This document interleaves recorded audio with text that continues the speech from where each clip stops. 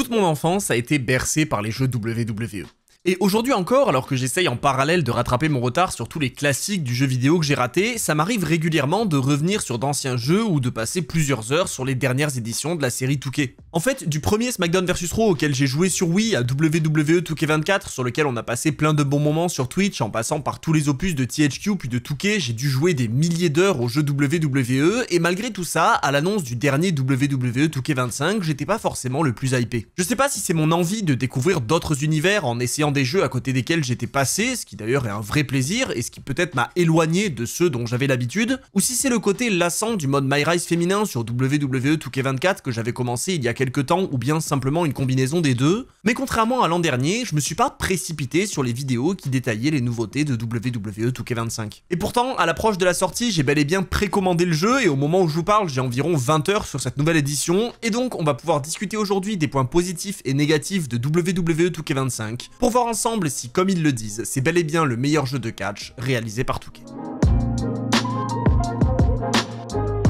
Du coup, comme chaque année, on va faire les choses dans l'ordre. Quand on lance le jeu, on arrive sur un menu franchement très beau qui change de ce qu'on avait l'année dernière et qui est à mon sens la meilleure présentation d'un jeu de catch depuis WWE 2K22. En soi, même si c'est un détail parce qu'on va pas passer des heures à juste regarder les photos du menu, je trouve que ça valait quand même le coup de le mentionner parce que la direction artistique générale elle est très bonne et c'est un petit point positif pour 2K25. Mais bon, le réflexe de tout joueur quand il découvre un nouveau jeu de catch c'est de lancer un combat en mode exhibition et là déjà il y a pas mal de choses à dire. Tous les matchs qui étaient disponibles l'année dernière sont de retour et même certains ont été améliorés puisque le mode arbitre spécial est désormais disponible dans plus de 30 types de matchs différents, ce qui fait bien plaisir. Et en termes de nouveautés cette année, on a les matchs Underground et Bloodline Rules qui font leur début dans la série. Et ça pour moi, c'est un gros point positif dont j'ai pris conscience qu'en le testant par moi-même. Le match Underground déjà, il est vraiment sympa, on peut faire énormément de choses en sautant depuis le ring vers l'extérieur ou en envoyant son adversaire sur le poteau pour qu'il s'écrase hors du ring. Et en soi, pour diversifier le gameplay, c'est vraiment une stipulation intéressante. Mais pourtant, c'est pas celle qui a le plus attiré mon attention cette année. Parce que,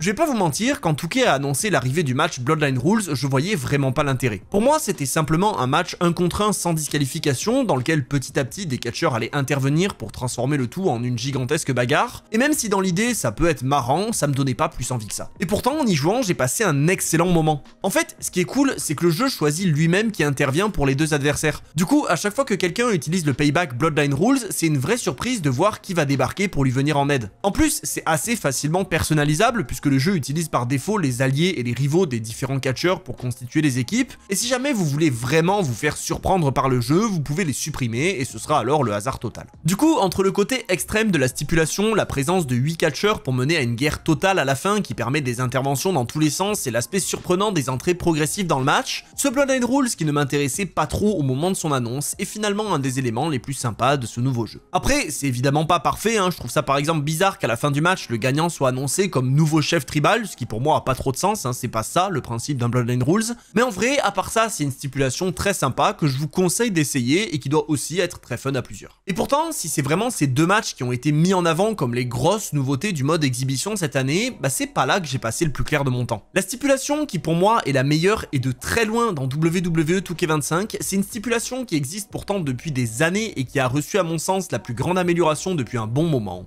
le mode Backstage Brawl. C'est bien simple, j'ai adoré ce type de match à tel point que c'est certainement celui que j'ai le plus fait depuis la sortie du jeu alors que j'y avais très peu touché dans les éditions précédentes. Mais alors, pourquoi ? Qu'est-ce qui fait que WWE 2K25 a un mode Backstage Brawl ou bagarre aussi spécial? Eh bien, le tout tient dans un changement extrêmement simple, les nouvelles arènes. L'an dernier, on pouvait certes se déplacer dans la zone, prendre des ascenseurs et même aller jusque dans le parking, mais franchement, on avait assez rapidement fait le tour. Là, c'est un total de 3 lieux différents qui sont disponibles et qui offrent 6 points de départ aux joueurs au moment où ils lancent le combat, et honnêtement, c'est juste trop bien. Les archives sont remplies de petites références à l'histoire de la WWE et la présence d'un ring ajoute énormément de possibilités. L'environnement est ultra riche et on peut sauter du point de SmackDown ou du logo de WrestleMania pour faire partir les matchs dans tous les sens. Et même si vous arrivez à faire le tour de tout ça, ce qui représente déjà des heures de jeu, vous pouvez ensuite vous diriger vers le parking de NXT qui, à son tour, offre de nouvelles possibilités. C'est tout con, mais le simple fait qu'on ait une plaque de verre installée sur des chaises sur laquelle on peut écraser notre adversaire, je trouve ça juste incroyable. Et en jouant plusieurs heures dans les vestiaires, j'ai vraiment retrouvé les sensations de SmackDown Here Comes the Pain et j'ai passé un trop bon moment. Là, on s'éloigne totalement du côté réaliste qu'on avait vu revenir en avant dans les précédents jeux pour tomber dans l'arcade pur et dur, et franchement, ce type de match, c'est mon coup de cœur cette année. En plus, l'IA a été énormément améliorée, donc vos adversaires vont aussi proposer des folies, comme dans ce match où Seth Rollins a décidé de sauter sur le Rock du haut du point de SmackDown. Et si c'est très cool à voir dans les matchs Backstage Brawl parce que ça ouvre énormément de portes,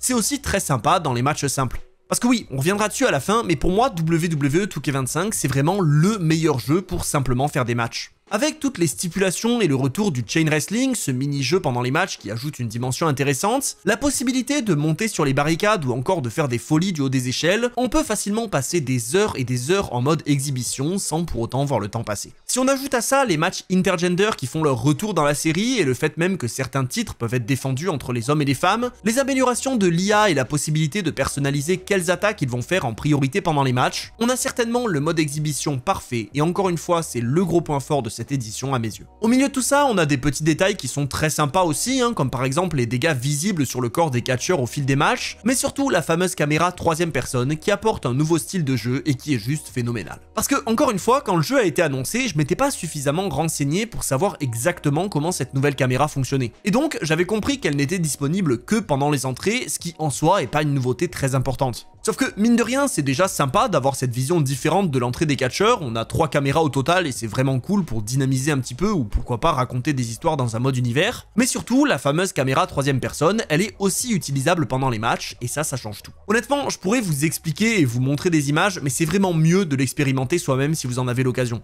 Parce que même si évidemment c'est pas un argument pour acheter le jeu, loin de là, c'est quand même un petit détail qui rend l'expérience très plaisante et qui permet au match d'être encore plus dynamique. Mais bon, vous vous en doutez, WWE 2K25 c'est pas que ça, et si on a déjà vu beaucoup de points positifs dans le mode exhibition, il y a d'une part d'autres modes de jeu dont on va parler juste après, et il y a aussi pas mal de soucis à mentionner. Déjà, pour moi, le gros point noir du mode exhibition et même de WWE 2K25 en général, c'est les commentateurs. Je comprends pas qu'en 2025, on ait encore une table à 3 commentateurs avec Michael Cole, Corey Graves et Byron Saxton. Je sais que c'est sûrement pour des raisons de facilité et pour éviter d'avoir à réenregistrer des extraits audio, mais franchement, mettre Saxton à une table des commentateurs alors que ça fait un moment qu'il y est plus, je trouve ça juste débile. Donc oui, c'est peut-être qu'un détail et je comprends qu'on puisse pas chaque année avoir tous les commentateurs de la WWE, sinon ça demanderait beaucoup trop de taf et c'est juste pas possible, mais à la limite, j'aurais largement préféré qu'on ait juste Michael Cole et Corey Graves pour quand même garder un sentiment d'immersion. Après, c'est sûr que si c'est quasiment la seule critique que j'ai à faire sur le mode exhibition, c'est pas très grave, encore une fois, tout y est dans ce mode, même si j'avoue que c'est un peu chiant d'avoir des interventions dans tous les sens quand on fait des matchs à plusieurs, d'autant que c'est pas très réaliste, je préférerais avoir une petite part d'aléatoire. Mais vous le voyez, à part ça, le mode exhibition est extrêmement cool, et sur ce, on peut passer au reste du jeu. Alors, déjà, on va commencer par parler des modes auxquels j'ai peu, voire pas joué du tout, histoire d'aborder les points les plus intéressants après. Et justement, l'un des modes principaux de cette nouvelle édition auquel j'ai pas du tout eu l'occasion de jouer, c'est le mode The Island. Pour ceux qui connaissent pas le principe, on est sur un mode très proche de My City dans NBA 2K, c'est-à-dire un mode en ligne en monde ouvert dans lequel on peut créer son personnage pour ensuite participer à des matchs contre d'autres joueurs ou contre l'IA. Et grâce à nos victoires, on peut améliorer nos aptitudes ou personnaliser notre catcheur. En l'occurrence, dans WWE 2K25, il y a 5 chapitres qui, de ce que j'ai compris, s'intègrent dans une grande histoire et qui vont sortir au fur et à mesure de l'année pour faire évoluer le mode petit à petit, ce qui est plutôt sympa. Mais malheureusement, comme je joue sur PC, les infos que je peux vous donner, elles s'arrêtent là. Parce que oui, The Island est uniquement disponible sur Xbox Series et PS5, et si dans l'idée c'est sympa d'offrir aux consoles plus récentes des nouveautés et des fonctionnalités plus avancées, je trouve ça dommage de se limiter à ce mode de jeu. Déjà, je pense vraiment que WWE 2K25 aurait dû sortir uniquement sur PS5, Xbox Series et PC, mais admettons que 2K ait quand même voulu sortir le jeu sur PS4 et Xbox One, je trouve que les différences auraient dû aller plus loin que la simple existence du mode The Island. En plus, sur le principe, c'est pas du tout un mode qui m'attire, donc honnêtement, je pense que même si je l'avais eu sur PS5, j'y aurais certainement pas joué, et c'est aussi pour ça que je m'attarde pas dessus dans cette vidéo. Ensuite, parmi les modes auxquels j'ai assez peu joué, on retrouve le mode My Faction, qui a reçu quelques petits changements cette année, avec notamment l'arrivée du mode World Tour, qui est en gros un petit peu le mode par défaut, donc celui dans lequel vous allez enchaîner les matchs pour avoir des récompenses sans trop vous poser de questions, et en soi, c'est plutôt cool, parce que ça occupe bien et il y a moins le côté urgent qu'on retrouve dans les défis temporaires, mais pour le coup, au global, le mode reste très proche de ce qu'on a eu l'année passée. C'est quand même toujours aussi cool d'avoir des petits codes de casier qui donnent des cartes persona, qui sont donc utilisables dans le jeu de manière générale, donc dans tous les autres modes, mais malheureusement, malheureusement, je m'en suis rendu compte par moi-même sur WWE 2K24, le mode by faction reste un mode qui demande énormément d'investissement, et si l'an dernier j'étais très hypé et que j'avais vraiment envie de beaucoup jouer à my faction, j'ai rapidement été obligé de m'arrêter pour avoir le temps de faire d'autres choses à côté. En l'occurrence, parmi les choses qu'on peut faire à côté, il y a le classique mode showcase qui revient cette année et que j'ai pas encore terminé pour des raisons que je vais vous expliquer tout de suite. Déjà, je tiens à le dire, le mode propose des choses très intéressantes et positives. L'idée de mettre la Bloodline à l'honneur en prenant tous les catcheurs et catcheuses liés de près ou de loin à la famille, c'est très cool, et le côté what if de certains matchs dans lesquels on est chargé de changer l'histoire, c'est vraiment sympa aussi. À côté de ça, le fait d'avoir quitté les extraits réels pour repasser à des cinématiques in-game, franchement ça fait du bien. Je l'avais déjà dit l'an dernier, même si les transitions étaient sympas, ça me sortait parfois un peu du mode, et puis c'était chiant pour les vidéos YouTube, on va pas se mentir. Donc ça c'est un très bon point, et en plus franchement, 2K ils ont toujours été bons pour reproduire les cinématiques dans le moteur du jeu. Sauf que voilà, ça c'est un petit peu tout pour les points positifs, parce que malheureusement, au-delà de ça, on reste sur du très classique en termes de mode showcase. C'est un mode qui a en réalité très peu bougé depuis sa première apparition dans WWE 13, et malheureusement, c'est plus vraiment quelque chose qui m'attire. En fait, j'ai la sensation de faire des matchs assez répétitifs dans lesquels j'ai pas de liberté puisqu'il faut atteindre les objectifs pour avancer et tout débloquer, et donc je pense que j'irai pas jusqu'au bout cette année parce que j'ai pas de réelle motivation pour tout faire. C'est sûr que ça reste sympa de débloquer des personnages et des arènes liées au mode, et par exemple je suis au moins allé jusqu'au match de Umaga pour pouvoir le jouer dans des matchs classiques, mais à part ça, y a rien qui m'attire vraiment dans ce mode showcase. Donc voilà, après je pense que ça dépend aussi de chacun, je pense que s'il y avait un showcase sur Undertone, je me le serais fait en entier et je m'en serais régalé, donc certainement que les fans de la Bloodline c'est vraiment fait pour vous, mais ça vous l'aurez compris, c'était pour le petit tour rapide des modes auxquels je joue pas ou très peu, et donc on peut aborder les 3 derniers modes principaux de WWE 2K25, MyGM, MyRise et enfin le mode univers. En ce qui concerne MyGM, la nouveauté principale cette année c'est la possibilité de jouer en ligne, ce qui est vraiment cool parce que c'est clairement quand on joue à plusieurs que le mode prend tout son sens, et ça évite d'avoir à utiliser des logiciels tiers sur PC pour pouvoir jouer à distance comme on le faisait l'an dernier avec Sturi, Trafalgar et Univers Catch. Donc dans l'idée c'est super cool, avec ce nouveau mode en ligne vous pouvez en plus mettre des timers qui obligent les joueurs à réaliser leurs cartes dans un temps limité, ce qu'on faisait déjà de notre côté l'année précédente mais qui pour le coup là a été vraiment implémenté dans le jeu pour fonctionner de manière plus stricte, et en plus chacun book son show de son côté en même temps, ce qui rend le mode beaucoup plus dynamique et rapide pour tout le monde. Mais en ce qui me concerne, j'ai malheureusement pas encore eu le temps d'expérimenter tout ça, et il faudra attendre début avril pour voir le retour du MyGM Multiverse avec Sturi, Traf et Univers Catch, et franchement j'ai plutôt hâte. Ceci dit, de mon côté j'ai quand même lancé une petite partie par curiosité pour voir un petit peu ce qui avait changé dans MyGM, et malheureusement en jouant quelques temps comme ça, j'ai rien trouvé d'extrêmement différent, si ce n'est les quelques petites nouveautés sympathiques dont je vais parler. Déjà, un des changements principaux c'est l'arrivée de nouveaux General Managers avec une mention spéciale pour Armando Estrada qui fait vraiment plaisir, mais vu que de toute façon les personnages sont associés à des bonus plus ou moins intéressants, on a plutôt tendance à les choisir pour ça que pour le plaisir de les incarner en tant que dirigeant de show. Bien sûr, j'en ai parlé, on peut aussi s'imposer un minuteur en solo, mais c'est vraiment plus une contrainte personnelle qu'autre chose, parce que l'IA ne dépassera certainement jamais le temps imparti, mais en réalité, le point le plus intriguant de ce nouveau mode MyGM, c'est les PLE en commun. En gros, les années précédentes, les PLE de chaque roster étaient totalement séparés, c'est-à-dire qu'ils fonctionnaient exactement pareil que les shows hebdomadaires, si ce n'est quelques légères différences, mais dans WWE 2K25, les PLE sont désormais communs aux différents shows, et ça c'est une nouveauté très intéressante. En gros, pour faire simple, le premier et le dernier match de la soirée seront composés d'un membre de chaque roster, donc ce sera un match simple, un triple menace ou un fatal 4-way selon si vous jouez à 2, 3 ou 4, et chaque écurie pourra aussi organiser un match au milieu de la carte qui sera pour le coup composé uniquement des membres de son roster. Tout ça, ça change aussi un petit peu la manière d'organiser ces PLE parce que la différence de qualité entre opener, milieu de carte et main event n'a plus autant d'importance que dans les shows hebdomadaires, et donc vous avez tout intérêt à mettre vos meilleurs catcheurs sur la carte pour tenter de passer devant vos adversaires. Encore une fois, c'est surtout une fonctionnalité intéressante en multijoueur, et d'ailleurs c'est vraiment bien qu'ils aient mis MyGM en ligne parce que franchement, même avec l'IA poussée au maximum, je comprends que ce soit pas aussi amusant qu'entre amis ou contre de vraies personnes. Ceci dit, vous le savez, le mode est encore loin d'être parfait.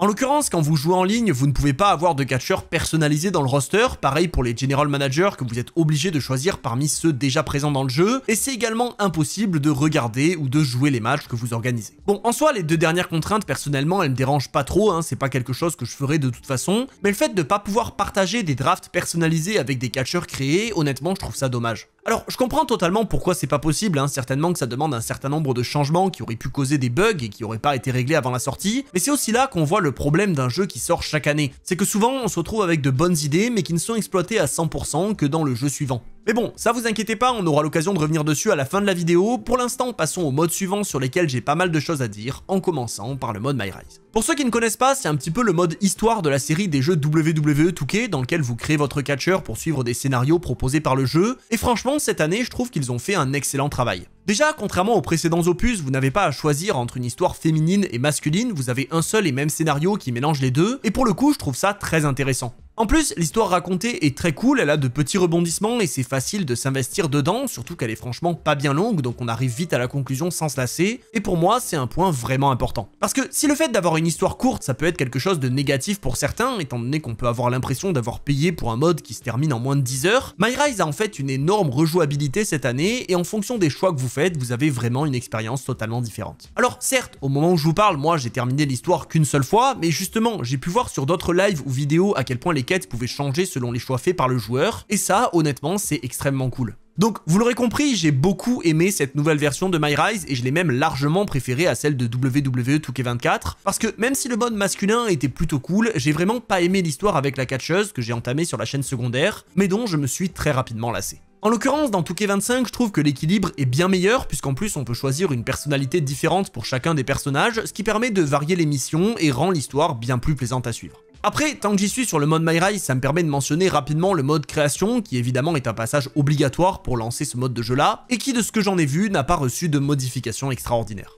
Il y a toujours 2-3 nouveautés par-ci par-là qu'on ne voit qu'en allant vraiment chercher dans les détails de la création, que ce soit de personnages, d'entrées ou de listes de coups, mais là malheureusement j'ai clairement pas passé assez de temps dedans pour vous lister tout ce qu'il y a de nouveau, donc ce qu'il faut retenir c'est qu'au global c'est assez similaire à WWE 2K24. Mais allez, pour quand même conclure rapidement sur My Rise, j'ai un petit point négatif à mentionner, j'aurais aimé pouvoir me déplacer librement dans les vestiaires avec mon personnage comme on le faisait dans SVR 2010 et 2011, et franchement je pense pas que ce soit trop demandé, d'autant qu'avec la caméra 3ème personne dans le mode exhibition on retrouve quasiment les mêmes sensations qu'à l'époque, et qu'en plus c'est déjà quelque chose qui est disponible dans le mode The Island. Mais bon, à part ce petit point négatif, le mode My Rise est à mon sens un des gros points importants de WWE 2K25, et donc si vous faites partie des gens qui apprécient les modes histoire des jeux WWE, je vous conseille vraiment de faire celui de cette année. Et donc, avec tout ça, on arrive au dernier sujet de la vidéo. Un mode qui est apprécié par énormément de fans et dont j'attendais personnellement beaucoup cette année, mais qui nous a peut-être un peu déçus, le mode univers. La nouveauté principale de ce mode dans WWE 2K25, c'est évidemment le retour des promos qui ont été réclamés par les joueurs depuis des années et qui font enfin leur retour sous la forme d'actions de rivalité. Au total, on a 5 promos différentes qui ne sont disponibles que dans des shows hebdomadaires et qui vont de la simple auto-promo pour se mettre en avant au lancement d'un défi ouvert accepté par un adversaire choisi ou aléatoire, en passant par une intervention ou encore par une provocation. Donc comme ça, on peut se dire qu'on a assez peu de choix, et c'est vrai d'ailleurs, on reviendra dessus après quand on parlera des points négatifs, mais ça ouvre quand même beaucoup de possibilités. Par exemple, l'auto-promo, on peut penser que ça sert uniquement à faire augmenter le momentum d'un catcheur ou à rendre crédible le show qu'on organise. Sauf que non, ça va bien au-delà de ça. En fait, lorsqu'on fait une auto-promo, on va pouvoir choisir entre annoncer qu'on va gagner notre prochain match ou bien se lancer un défi pour la semaine suivante. Et parmi les défis, on a le choix entre gagner le match en moins de 5 minutes, gagner en subissant peu de dégâts, faire abandonner son adversaire ou bien encore gagner son match avec un super finisher. Alors, dit comme ça peut paraître très basique aussi, mais je trouve que pour l'immersion, c'est ultra intéressant parce que oui, l'auto-promo peut être gérée par le joueur, mais elle peut aussi l'être totalement par l'IA qui fera les choix à votre place, et qui peut donc soit vous donner des défis si vous décidez d'incarner le catcheur en question, ou alors vous pousser à l'empêcher de réussir si vous sélectionnez son adversaire la semaine suivante. Et c'est précisément ça que j'attends d'un mode univers personnellement. Oui, certains préfèrent tout personnaliser de A à Z en créant leur propre show avec leurs propres histoires, mais moi ce que j'aime, c'est me laisser porter par le jeu, et malheureusement les années précédentes, c'était assez compliqué. Là, on a non seulement les auto-promos qui permettent aux joueurs de se laisser surprendre, parce que dans mon exemple, après avoir promis qu'il gagnerait son match en moins de 5 minutes, Gunther a décidé d'attaquer Drew McIntyre la semaine suivante avant le match pour s'offrir un avantage, mais si on sélectionne par exemple le défi ouvert, on peut aussi avoir des petites surprises parce que le jeu choisira lui-même quel catcheur va répondre. Bon, en l'occurrence, quand j'ai testé ça pour la première fois en live sur Twitch, d'ailleurs n'hésitez pas à me suivre là-bas, twitch.tv/MonsieurHawkin, le lien est dans la description, j'ai eu une plutôt bonne surprise, puisque c'est Jacob Fatou qui a accepté le défi de John Cena, et quand j'ai voulu recréer un truc un peu stylé pour la vidéo, c'est juste Razor qui a accepté le défi de Seth Rollins. Mais bon, malgré ça, je trouve quand même que le mode univers est bien mieux équilibré cette année, les matchs font beaucoup plus de sens et la suite des événements est bien plus respectée que dans WWE 2K24, ce qui est aussi très cool pour l'immersion, puisque les surprises restent logiques et cohérentes, et donc, vous le voyez, j'ai quand même pas mal de positifs à dire sur les petites nouveautés du mode. Sauf que, forcément, encore une fois, tout est loin d'être parfait. Je parlerai du reste des fonctionnalités juste après, qui ont elles aussi du positif comme du négatif, mais si on reste sur les promos quelques instants, il y a déjà malheureusement pas mal de choses à dire. En soi, c'est très bien de pouvoir faire des promos, mais premièrement, c'est dommage que ce ne soit pas possible en PLE, comme les encaissements Money in the Bank d'ailleurs, hein. Si vous voulez les faire en PLE, il faut forcément utiliser la fonctionnalité d'annonce à l'avance que personnellement j'aime pas du tout, mais surtout, tout ça reste encore très limité. Les promos n'ont même pas de sous-titres ni de doublage, c'est simplement les commentateurs qui expliquent ce qui se passe, et franchement, je pense qu'une simple bulle de texte en dessous, ça aurait pas été bien compliqué et ça aurait rajouté un côté plus intéressant. Sauf que c'est pas tout, parce que si je prends l'exemple des défis ouverts, bah on peut même pas mettre de titre en jeu, ce qui pour moi est extrêmement dommage. J'aurais tellement apprécié pouvoir lancer un champion dans un run dans lequel il défend son titre chaque semaine dans des open challenge en laissant l'IA jouer les matchs pour voir combien de temps il peut garder la ceinture, sauf que malheureusement, une si petite fonctionnalité qui a l'air d'un détail n'est pas disponible et je trouve ça extrêmement décevant. Et c'est ça mon principal problème avec le mode univers. Je conclurai en détaillant un peu plus quand j'aurai parlé du reste du mode, mais vous le voyez, il y a souvent de bonnes idées qui sont pas suffisamment exploitées pour les rendre parfaites. Bref, justement, revenons sur le reste du mode, parce que là on a parlé uniquement des promos qui sont très cool et qui offrent pas mal de possibilités, même si elles sont pas infinies, hein, puisque les choix restent systématiquement les mêmes, mais c'est évidemment pas les seules nouveautés de ce mode univers. Enfin, Touquet a ajouté la possibilité d'avoir des PLE le samedi, et même d'ailleurs n'importe quel jour de la semaine, ce qui est un très bon point. Et deuxième bonne nouvelle, ces PLE peuvent être organisés sur plusieurs nuits, histoire de coller réellement à ce qui est fait à la WWE. Pareil, le King of the Ring est disponible dans le calendrier du mode univers et il donne automatiquement à ses gagnants un match de championnat à SummerSlam, et il nous permet aussi de voir qu'on peut avoir plusieurs shows le même jour, ce qui là aussi est une excellente nouvelle. On peut imaginer que certains vont s'amuser à organiser des guerres du lundi soir entre la WCW et la WWE, ou bien des guerres entre NXT et AEW en créant des rosters personnalisés qui peuvent même finir par s'envahir mutuellement. Bref, vous le voyez, avec ça, il y a plein de bonnes choses à faire et c'est aussi un très bon point. Dans les autres petits ajouts sympas, on a la possibilité d'activer ou non le mode intergender si on veut que le jeu nous laisse faire des matchs entre les hommes et les femmes ou même qu'il en organise lui-même automatiquement. Et en ce qui concerne les clans, on peut maintenant gérer le rôle de chacun de manière plus précise, ce qui là aussi est un très bon ajout. En gros, si vous créez un clan, vous pouvez décider d'avoir une équipe et un catcheur solo, histoire d'avoir par exemple les Usos qui combattent de leur côté et Roman Reigns qui combat tout seul, mais vous pouvez aussi décider que certains forment des trios ou qu'un catcheur a simplement le rôle de manager. Tout ça, c'est vraiment cool pour éviter de se retrouver avec des matchs qui n'ont aucun sens, et d'ailleurs ça va de pair avec le fait que le mode a justement amélioré l'organisation des matchs, et ça aide aussi à garder une certaine cohérence dans le mode univers, ce qui est très appréciable. Sauf que, vous l'imaginez bien, là encore, il manque des choses et il y a des points négatifs. Déjà, je trouve ça vraiment dommage que le jeu veuille absolument mettre des managers dès que c'est possible. Par exemple, il suffit que Damien Priest et Rhea Ripley forment une équipe et automatiquement l'un viendra avec l'autre dans ses matchs en solo, ce qui est pas du tout le cas dans la vraie vie. Et en plus, si on veut se débarrasser de ça, bah, la seule option que j'ai trouvée c'est d'aller manuellement briser l'équipe, voire même d'aller carrément supprimer les relations manager et alliés dans le menu des catcheurs. Alors certes, c'est qu'un détail, mais je pense que justement c'est pas un détail trop difficile à régler, et pourtant c'est un problème que je retrouve dans le jeu depuis WWE 2K22.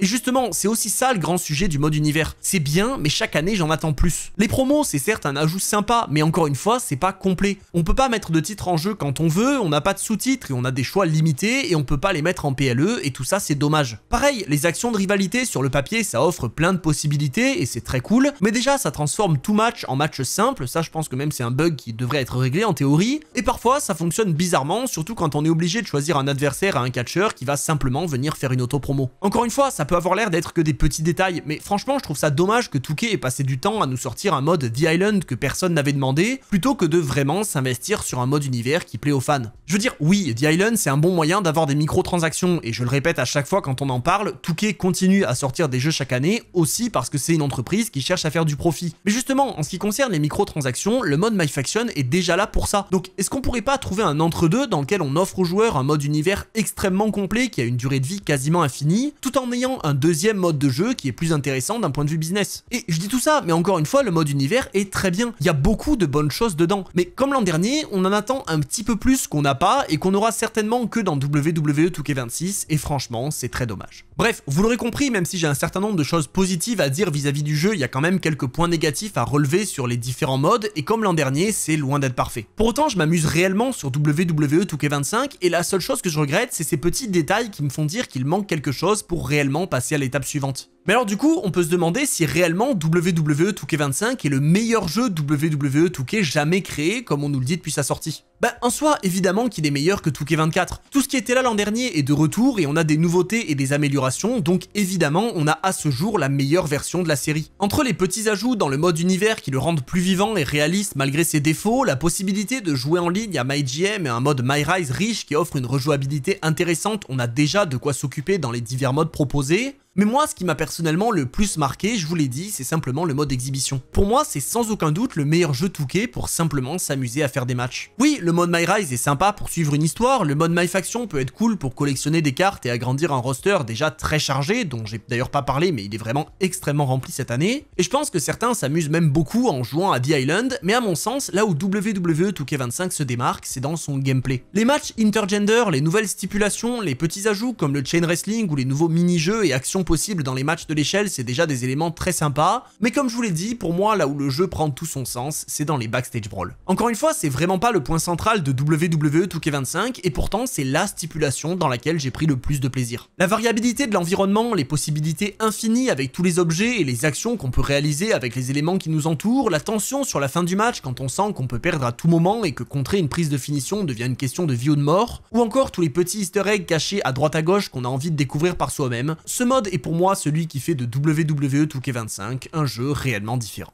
Maintenant, est-ce que dire que c'est le meilleur de la série 2K depuis son retour en 2022 c'est un gage de qualité? Bah ça dépend. Déjà, on l'a vu, le jeu est loin d'être exempt de tout défaut, si on peut s'attarder sur les quelques petits bugs ou les soucis de connexion que certains rencontrent en mode The Island ou dans les simples matchs en ligne, c'est même pas la critique principale que je ferai personnellement. Déjà, personnellement, je suis pas du tout un joueur en ligne, donc c'est pas du tout des problèmes qui me touchent, même si je sais que chaque année il y a beaucoup de gens qui s'en plaignent, mais à mon sens, le problème de la série 2K depuis un moment, c'est qu'à chaque fois on voit des points qui s'améliorent et qui ne vont jamais suffisamment loin. En fait, il faut toujours attendre l'édition suivante pour voir des toutes petites évolutions sur des choses qui paraissent pourtant très simples. Et en soi, c'est un point que certains avaient déjà relevé les années précédentes, mais qui personnellement m'avait pas trop dérangé. En fait, entre 2K22, 2K23 et 2K24, je voyais cette progression linéaire et je me disais que peut-être avec 2K25, on allait soudainement avoir un bond vers quelque chose de tout nouveau. D'ailleurs, le fait que le jeu sorte chaque année, pour moi, ça peut justement servir à ça. Tous les ans, on a des jeux qui s'améliorent un petit peu et tous les 2-3 ans, on peut avoir une vraie révolution. Sauf que là, malheureusement, ça n'a pas été le cas et j'ai peur que ce soit pas non plus le cas l'année prochaine. Parce que là, toutes les petites choses que j'ai mentionnées, que ce soit des améliorations vis-à-vis de 2K24 ou des pistes d'amélioration pour 2K26, malheureusement, c'est des choses qu'on aurait pu attendre beaucoup plus tôt. Que ce soit le match avec arbitre spécial qui n'était disponible qu'en 1 contre 1 dans 2K24 et qui s'ouvre à plus de stipulations cette année, ou les promos qui font leur retour en mode univers dans 2K25 mais qui seront certainement optimisés et diversifiés que dans 2K26, on voit en fait que les joueurs qui achètent le jeu chaque année depuis WWE 2K14 ne profitent que de nouveautés par incrément très léger.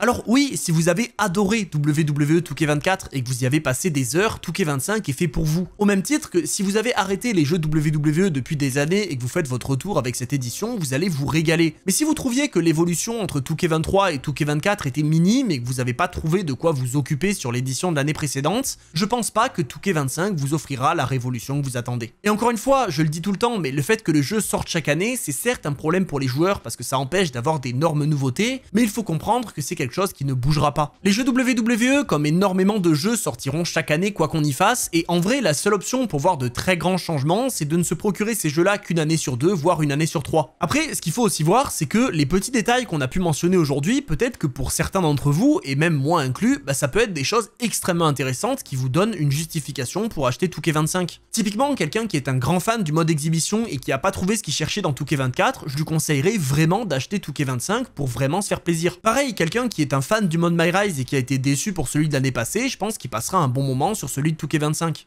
Mais à l'inverse, quelqu'un qui a apprécié 2K24 mais sans plus et qui trouve pas de nouveautés suffisamment intéressantes pour justifier l'achat de 2K25, il peut largement rester sur l'édition de l'année précédente, d'autant que grâce aux créations de la communauté, il va pouvoir lui-même agrémenter son roster pour quasiment créer celui de 2K25. Après, pour revenir rapidement sur les points négatifs du jeu, je vous l'ai déjà dit, je trouve que mettre un mode The Island plutôt que de mettre un point d'honneur à proposer un mode univers complet et qui donne une durée de vie infinie au jeu, c'est peut-être évident pour une entreprise qui cherche à rentabiliser au maximum son travail, mais pour les joueurs, malheureusement, c'est certainement pas le choix le plus intéressant. Du coup, pour résumer mon avis, je suis assez partagé sur WWE 2K25. C'est certes un très bon jeu et c'est sans aucun doute un meilleur jeu que WWE 2K22, 2K23 et 2K24, ce qui est logique, mais ça reste un jeu dont on attend bien plus, et même si certainement que je vais m'amuser beaucoup dessus sur Twitch pendant toute l'année, notamment avec le mode MyGM en ligne, je reste assez déçu de devoir attendre 2K26 pour avoir des fonctionnalités que j'attendais déjà l'an dernier et qui ne sont toujours pas disponibles dans cette nouvelle édition. Ceci dit, comme à chaque fois, j'attends de lire vos avis dans les commentaires. Je sais que certains adorent le jeu et d'autres le détestent. Hein. Ça avait d'ailleurs déjà lancé beaucoup de débats l'an dernier, donc je compte sur vous pour me dire ce que vous pensez de WWE 2K25. Et sur ce, moi je vous attends sur Twitch et sur la chaîne secondaire pour plein d'autres contenus, notamment sur WWE 2K25.